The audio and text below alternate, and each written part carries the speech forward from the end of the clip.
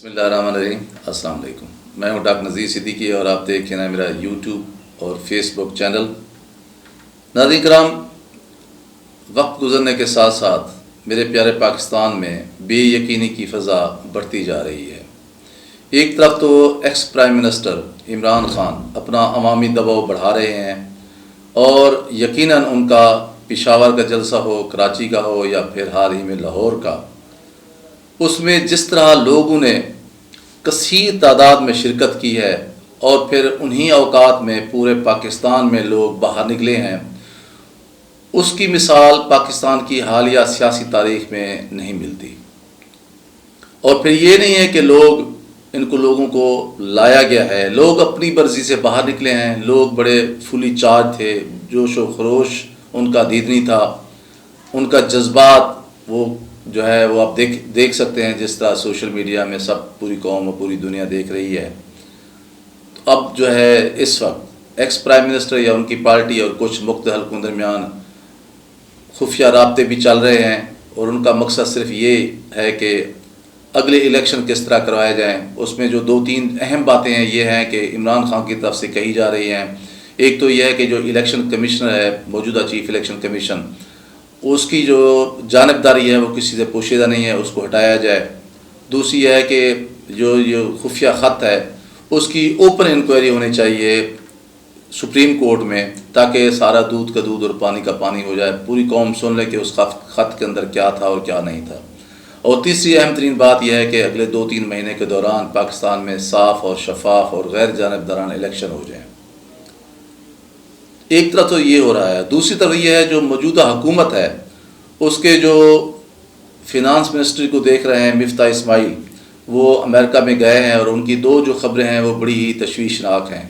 ایک تو یہ ہے کہ انہوں نے جو قرآنی آیات ہیں، قرآن کے اندر ذکر موجود ہے امر بالمعروف و نہی عن المنکر، اس کے حوالے سے جو عمران خان کا ایک نیریٹو ہے کہ نیکی کا ساتھ دیں اور برائی کو روکیں، انہوں نے ان آیت کو طالبان کے ساتھ جوڑنے کی جو کوشش کی ہے اور جس انداز سے کی ہے اس پر پوری قوم کا دل دکھا ہے۔ اور دوسری بات یہ ہے کہ وہ IMF کے ساتھ جو انہوں نے معاہدہ کیا ہے، جو سمجھوتا کیا ہے، جو گارنٹی دی ہے، اس کے مطابق جو سبسڈی دے رہی ہے پیٹرولیم مصنوعات پر حکومت، اسے ختم کرنے کی وہ حامی بھر کے آئے ہیں۔ اگر اس طرح ہوتا ہے تو تقریباً 50 روپے جو ہے وہ پیٹرولیم مصنوعات میں فوری طور پر فی لیٹر اضافہ ہو سکتا ہے۔ اور پھر اگر پیٹرولیم مصنوعات میں، ڈیزل میں یا پیٹرول میں اضافہ ہوتا ہے تو آپ خود سوچ سکتے ہیں کہ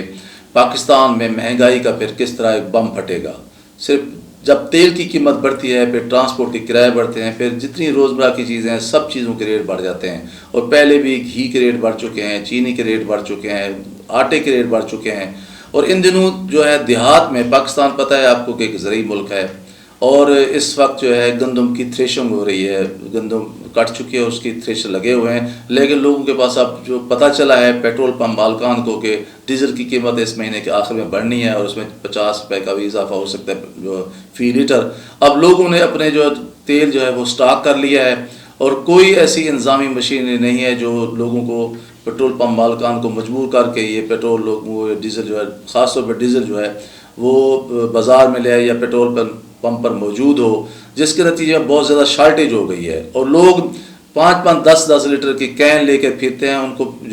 ڈیزل نہیں مل رہا، اور تھریشر رکے ہوئے ہیں۔ لوگ آگے انہوں نے اور ہی فصلیں کاشت کرنی ہے، ابھی چاول کی کاشت اس کا سیزن آنے والا ہے، لیکن اس وقت ڈیزل اویلیبل نہیں ہے، کیونکہ پتہ ہے سارے پیٹرول پمپ مالکان کو 30 تک اس کی قیمت بڑھنی ہے۔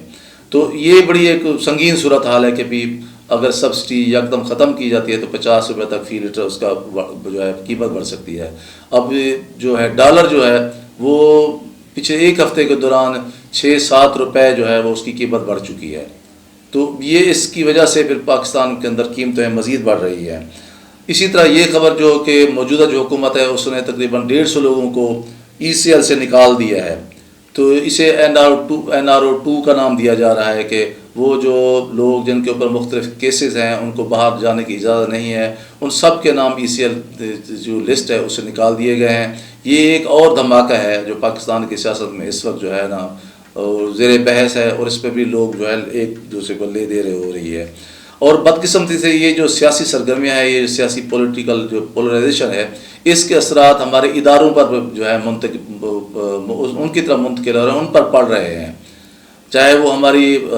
انصاف کی اعلیٰ راہداریاں ہوں یا ہماری مقتدر قوتیں ہوں، ان کی طرف انگلیاں اٹھ رہی ہیں، اور یہ بڑی بدقسمتی کی بات ہے، کیونکہ ادارے ہی ہوتے ہیں جس کی وجہ سے ریاست چلتی ہے، ملک چلتے ہیں، افراد تو آتے جاتے رہے ہیں۔ تو یوں سمجھ لیں کہ اس وقت ایسے لگتا ہے جیسے سیاسی قوتیں، مختلف ادارے ایک دوسرے کے آمنے سامنے سینہ سپر ہیں، اور اس کا سب سے زیادہ نقصان میرے پیارے پاکستان کو ہو رہا ہے۔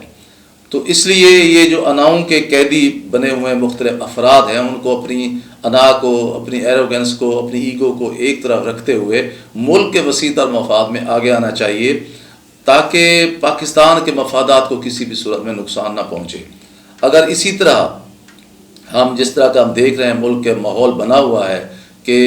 ذاتی دشمنیاں جو ہیں وہ بنا لی گیا ہے سیاست کو، تو پھر لگتا یہ ہے کہ آنے والے دنوں میں اس قدر ملک کے اندر پولرائزیشن ہو جائے گی، اتنی دشمنیاں اور عداوتیں ہو جائیں گی کہ یہ لوگ ایک دوسرے کے گربان پکڑ لیں گے۔ اور اب بھی یہی دیکھیں سوشل میڈیا پہ، اگر آپ جا کے دیکھیں کہ کس طرح کی صورت حال ہے کہ ایک پارٹی کے ورکر دوسری پارٹی کے لوگوں کو کیا کہہ رہے ہیں، اور ہماری لیڈرشپ کا حال بھی یہ دیکھیں کہ کوئی ایک دوسرے کے ساتھ بول چال کے مکلف بھی نہیں ہیں۔ اور اب جو مقتدر جو قوتیں ہیں، ان کے اداروں کے جو منسلک لوگ ہیں، ان کی جو قیادتیں ہیں، ان کی جو لیڈرشپ ہے، وہ بھی ان کے رویے بھی بڑے سطحی سے اور سپرفیشل سے ہو گئے ہیں۔ ان کے اندر بھی اتنی